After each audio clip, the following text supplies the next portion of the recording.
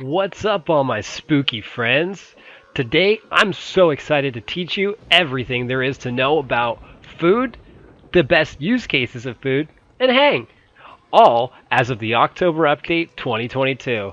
Everyone, grab your brain forks. This is a feast. Let's dig in. What is food? What does food do? How to get the most out of food? All great questions. What is food? Food is a scavenger item that now spawns ambiently, and unlike other collectibles, such as accessories, they still have a base spawn rate in No Hope. And what's even better, it's not even diminished, not even slightly. 7 base food spawns flat, all levels, all difficulties, even in hives. Do note, sometimes you won't get 7, as the spawns need to be in a specific place. There's a bunch of specific places. And sometimes those can be occupied, with other accessories and whatnot. Sometimes it's a glitch, sometimes it's intentional. But we're months away from a fix in that area, but it's really not that big of a deal. Most people don't even notice. Just something to keep in mind. Food can also be spawned in other ways. With the food scavenger card, for example. A wonderful card that only gets better each patch. If I were you, I wouldn't sleep on it. Like 90% of my Back for Blood homies. Only a few understood the true raw power of food. But soon, with this video, the knowledge will be shared to all those seeking. I didn't sleep. The moment food came up, I'm like, we playing around this, baby. So, playing Food Scavenger adds another flat 7 food to the map. To be clear, this is for each level. So, with 1 food scavenger, you'll see 14 food. 2 food scavengers, 21. 3, 28. And 4, 35. Pretty awesome. It's a lot of food. The final way to generate more food is actually the most recent. Heng got a complete overhaul, and I'm just giddy over it. I have another video that I'm releasing at the same time, which I'll leave a link to in the description at the end of the video for all those curious. In my other video, I discuss my favorite cleaners, favorite decks, and strategies that I've been using for over a year, and how they operate and have adjusted over time to the current patch. But Heng, he got a complete overhaul, and he's finally a chef. Finally someone with anything to do with food. And no person better than Heng. One thing to note, one of Heng's new passives is plus 10 food will spawn every level. So, paired with Food Scav, or not, you'll end up with these numbers for food. 0 food scavs, you will have 17. 1 food scav, you'll have 24 food items. 2 food scavs, you'll have 31 food items. 3 food scavs, you'll have 38 food items. And 4 food scavs, and you'll have 45 food items if you have Heng on top of it. But you don't need them. But if you want those numbers, those specific numbers, you do. So, do with that info what you will. I hope this was enlightening. Now let's get into the nitty-gritty on what the food does. What does food do? Well, among other effects, if you have Food Scav, you will additionally heal 3 health for each food you consume. This does not affect trauma heals, only missing red HP and to turn it into white HP. To be clear, you're not gaining white HP, you're healing the missing red. That's all it can heal. Well, what else does it do? I hear you eagerly asking as you unwrap a Reese's cup. Well, I'm glad you asked, my chocolate-loving friend. Let me walk you through one of my favorite systems in the game. So there are currently 5 different food items. I think this is by design. I'll go further into what I mean by this in the last section. How to get the most out of food. So, the current 5 are peaches, peanut butter, cereal, power bar, and green beans. Green beans it is. Peaches. Very simple. Restores 3 health and 3 trauma. So it'll heal any of the health that is missing, but it heals the trauma anyways. The health doesn't really matter because the trauma is being healed. It just kind of like fills it out as well, so you don't feel like your trauma bar gets bigger, but your health doesn't go up. So it's like a pseudo heal, but mostly it's just there for the trauma, and that's what it's for. Very cool. Peanut butter. Gain 5% increased accuracy and melee stamina efficiency until the end of the map. Could be good for multiple different types of builds. Obviously, melee and hipfire. Very cool. Very, very cool. It can get very powerful if you can somehow manage to get 10 of them in your hand in any of these builds. Even 5. Cereal. Gain 5% increase reload, melee, and swap speed. So your attack speed for melee, your swap speed for everybody, and your reload speed. That is just so freaking juicy. There's not many people who don't want cereal, let's be honest. Power bar. Very simple, very straightforward. Gain 1% increased damage to the end of the map. All these are till the end of the map, except for the trauma. Technically, like you get to retain whatever you have, obviously. And then finally, green beans, which is possibly the most interesting one.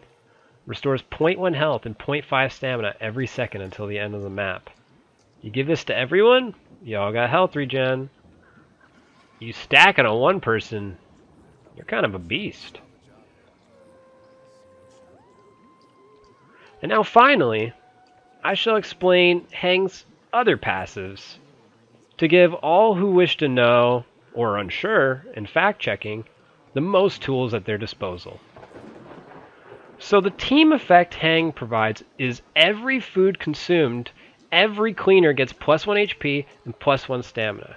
Yes, you heard that right. So if you do get, let's say, the drastic 45 food spawn, your team has a potential to gain plus 45 HP and 45 stamina over the course of each level, which then resets at the beginning of each new stage, like all food stacks. The gained HP will be effective HP, which means it doesn't go into your trauma, it's just plus 1 white health. If you want, you can kind of look at it like healing 1 trauma, but you also get plus 1 max HP. So technically you didn't heal, your capacity went up, if that makes sense. If that was more confusing, just ignore that. It gives you one trauma and 1 heal. That's all you need to know. This applies to everyone, not just Heng. And no, this bonus doesn't double for Heng eating the food himself. Okay? That bonus does not get doubled, so you can't just like abuse it by only eating it and then you get like 90 health or something. No, that's not how that works. It's the same effect for the entire team on the bonus health and the bonus stamp. So now we move on to Heng's most fun and powerful passive and his gameplay defining boon. He gains each food any other cleaner eats, effectively doubling the crunchies and the munchies. You got 2 peanut butters? I got 2 peanut butters. It's that simple. On top of that, every food consumed, Heng heals. That's right, he heals 1 trauma. Not including Peach's trauma. And if it was Peach's trauma, that could be a potential plus 4 trauma healed rather than the 3 just from an ally eating Peach's. So they get 3, you get 4. And finally, if Heng himself eats the food, the effects are doubled. Because why would he waste food when he doubles it by not eating it? You'd have a weird gameplay loop where you have to tell everyone to eat everything, you spam ping. You'd be like Grandma at Thanksgiving Simulator. But since we're not playing Granny Sim, you could grab a Peaches for 6 trauma heal. And the plus 1 heal on any food passive is also doubled if Heng himself eats it. So every food he personally eats, he gets plus 2 trauma heal rather than the plus 1 trauma heal every time an ally eats food.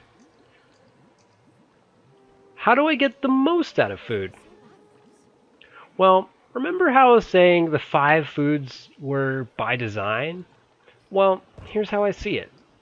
If a single person just monopolizes a type of food, really just guns it only for that food, you can actually start feeling the effects. That's why the numbers are so low. I mean, you saw how you can get above 30, 40 food with enough planning. Every level. 5 peanut butters, 25 accuracy, baby. Or if it's cereal, 25 reload. And imagine, you might get 10 or more. Part of the reason food has been slept on for so long, and still is because people don't know how to share. And, on top of that, most aren't even willing to. All it takes is one person to ruin the point of food for a level or even an entire run. With just Heng's passive food plus 7 base, 70 food is more than enough to juice everyone up. But it rarely happens in those scenarios, if ever, since everyone has to be on the same page and not little snacky boys and ghouls. The same people might have their opinions changed if they somehow end up in a lobby with 3 or 4 food scavs plus Heng, and then they'll finally see the light. This must be the light that Dan was talking about. You may already see now people going melee Heng to bypass teammates taking all the good food. But any version of Heng benefits from food, not just melee. In fact, most cleaners can benefit in a similar way without Heng on the team or being Heng. But because of food gremlins, people just go to the path of least resistance. And frankly, I'm kind of bored of seeing melee Heng, since I've been playing it for almost 3 months now. But the point is, you don't need Heng to think about food, to value food, or even have a focus on food in game. Just remember who gets what food, and you're all gravy. You can even create artificial thresholds. Let me give 2 examples. Example 1. Once anyone reaches 10 in a food, they can start eating others' foods that the owner also has 10 of. Verbal agreement. Oh, I have 10 peanut butters, you have 10 cereals? Alright, we can start kind of like sharing each other's. Or just lay off entirely from your former monopoly. Once you reach 10, just be like, oh, I retire. Does anyone want some peanut butter? That's one scenario, one example for making a threshold. Another example, number 2.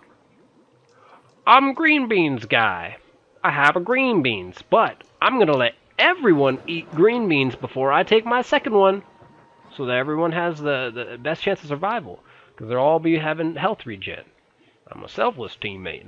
So that's what I am. I'm a green beans guy. So those are different ways you can play. You don't have to, but that's like, ideas of like how I might want to play certain matches or certain lobbies. Now, I personally like peanut butter as a non-melee because it gives the accuracy. And if you don't already know by now, you're going to find out pretty quick on this channel, I'm a hipfire only. No ADS build always. That's just how Drac rolls, baby. So, with the introduction of food, certain builds I forgo perfect accuracy. And others where I already did, I might trade Optics Enthuse for a slightly weaker accuracy card, like Front Sight or Shooting Gloves, so that I may reap the weak spot benefit, weapon swap, and recoil. Recoil is my new personal favorite gun stat after accuracy. And then it would be reload. Just a hard stat to find. That's why there's more reload in my decks typically. But love accuracy, love recoil, love reload. But some decks even dropped all the bonuses, and I just sit with quick kill for hipfire accuracy, just a 50%. But a few PB&Js, and I'll be right as rain. And that in-between period is only shorter if you have Heng. It'll be like a slight edge, but you don't need it. It's just like if you can't wait every single level to get to your thing, and you want it immediately, or you wanted like a perfect accuracy run, but there's no reason to, you're like, well, if I go Heng, then I'll get to that perfect accuracy much quicker each level. So yeah. It's not needed though. It's just like it's just a little bonus to know about, like if you want to know a little more minutia about it. And right now he's just tied with my favorite character. He was my favorite character before this patch. Before this patch, like I had the Hang Cleaner picture and the spray ready to go. Like it's been there for weeks. I didn't even know that he was gonna get a change. But everyone's just playing him all the time. I think I'm just gonna tie all three of go back to my three-way tie, rather than having him have a slight edge. Like I liked him and Dan and Holly, but then I put him again a little bit above. But now I'm just gonna keep them all the same, because that'd be too remiss having only like 9% playtime of Heng, waiting till like the next update, like knowing that he's my favorite. But maybe that's just copium, and he's my favorite, and I'm just trying to bury it deep with denial. I implore you, go out there on double currency season in Back for Blood, pick a food, shout it, or declare by typing nicely, and just monopolize it. Monopolize it. Gut it. House that food like it's going out of style. Go into No Hope Quick Play, or Nightmare Quick Play, or any Quick Play, and monopolize the food for an entire run. Why? 1, because it's fun. And 2, it's hilarious. 3, no one can stop you. And 4, and this is probably the most important one, literally anything is better than our current suboptimal norms.